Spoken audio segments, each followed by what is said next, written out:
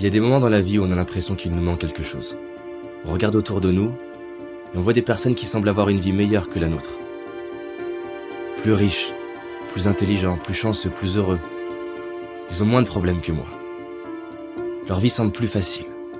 Moi, j'ai pas le boulot, pas la femme ou le mari que je voudrais.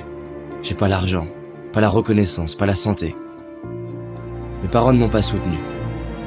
J'imagine que ça t'est déjà arrivé aussi, et que parfois tu en souffres. Tu souffres de ce que tu n'as pas, de ce que tu as perdu, des séparations, des échecs, des regrets. Tu souffres de croire qu'il te faut plus. Tu penses que ta vie serait mieux si elle était différente. Ces jours-là, on se focalise sur ce qui nous dérange. On croit que la vie est dure. Et quand on fait ça, on oublie tout ce qu'on a, le corps qu'on a, les gens qu'on aime, la chance qu'on a. Alors oui, nous pourrions certainement avoir plus. Oui, il y en a qui ont ce que nous voudrions. Mais ouvrons les yeux. À l'époque, les rois auraient payé des fortunes pour avoir accès à ce qui nous semble banal aujourd'hui. Rien que pour avoir la chance d'accéder à Internet, par exemple. Alors regardons autour de nous. Que ce soit la splendeur de la nature, la beauté d'un regard, les chefs-d'œuvre créés par l'homme. Mon propos n'est pas de te dire que tu dois être heureux. Je nous souhaite simplement de nous rappeler de ce que nous avons déjà dans les moments où on l'oublie. Est-ce que tu savais que lorsque les astronautes vont dans l'espace, ce ne sont pas les autres astres qu'ils regardent, mais notre planète. Ils se retournent vers la Terre. Des larmes coulent sur leur visage. Ils voient l'humanité comme ne formant qu'un. Plus de barrières, ni de frontières. Si je te parle de ça, c'est parce que près de 50 études très sérieuses sont arrivées à la conclusion que la pratique de la gratitude est un des moyens les plus efficaces pour notre bien-être. Tu as certainement déjà remarqué comme on se rend compte de la valeur des choses une fois qu'on ne les a plus. Alors c'est ça la solution? Il faut perdre ce qu'on a pour l'apprécier? Imagine que là, subitement, tu perdes la vue, tu n'entends plus, ou que tu perdes ce que tu aimes le plus.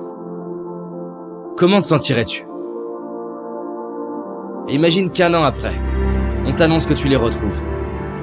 Sincèrement, ce serait pas le plus beau jour de ta vie? Bah, j'ai une bonne nouvelle. Ce que tu aurais cru perdre, tu l'as aujourd'hui. Alors stop à tous ces mensonges qu'on ose croire. Stop aux regrets qui me font croire que c'était mieux avant. Stop à la comparaison qui me fait croire que ce serait mieux autrement. Stop à l'impatience qui me fait croire que ce sera mieux plus tard. Et décidons d'ouvrir nos yeux et d'apprécier la magie de la vie. Je te propose de respirer avec moi, de fermer les yeux, de laisser défiler les personnes déjà présentes dans ta vie et pour qui tu ressens de l'amour. Prends le temps de voir leur visage, leur expression bien à elles, leur regard, le son de leur voix. Tu peux même retrouver des moments où tu vois l'amour qu'ils te portent à travers un regard, un geste, une attention, des paroles. Tu peux toi-même voir ou sentir ces moments dans ta vie où ton cœur était rempli d'amour à la vue d'une personne, d'un paysage. Retrouve comme ça te fait du bien de sentir cet amour qu'il y a déjà en toi. Tu peux ouvrir les yeux et sache que tu mérites de t'aimer tel que tu es. Et que tu le comprennes ou non, tu es aimé toi aussi. Et réaliser ce qu'on a, c'est honorer ceux qui ont été présents pour nous. C'est honorer les personnes qui nous ont inspirés, les artistes, les professeurs, les architectes, les écrivains.